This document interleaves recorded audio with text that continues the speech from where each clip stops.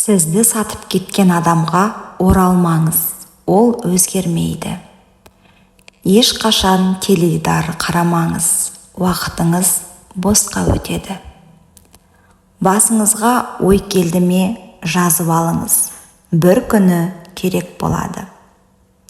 Кешіктіңіз бе, аса қиын жағдай емес, тек қана хабарлау жолын табыңыз. Өзге жанның армандарына күлмеңіз, өзіңіздікін ойлаңыз. Шындықты айтыңыз, сонда жалған сөздерді еске сақтаудың қажеті жоқ болады. Өсек айтпаңыз, түбі жақсылыққа әкелмейді. Кішіпейіл болуға тырысыңыз.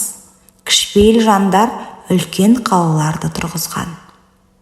Өз қатеңізді мойындай біліңіз. Біреудің алдында өмірге шағымдану әдетін тастаңыз.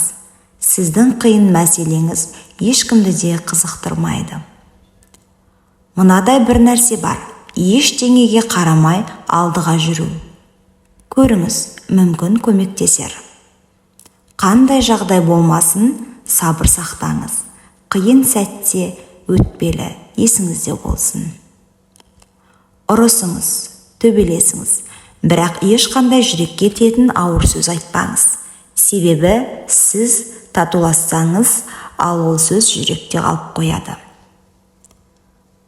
Күн басталғанда ең қиын істерді істеңіз. Сіз істі істеп тастағаннан кейін қалған уақытта қиын іс ойыңызда мазаламайды. Ешкімге ештеңе қарыз емес. Қарыз сөзін ұмытыңыз.